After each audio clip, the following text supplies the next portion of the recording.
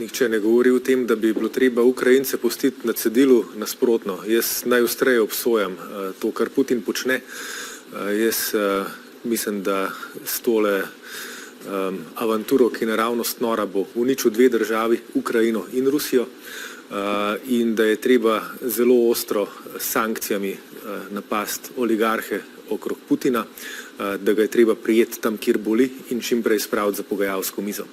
Obsojamo pa avanturistične izjave Nove Slovenije in Janeza Janše, ki pozivajo k temu, da naj se zapre zračni prostor nad Ukrajino.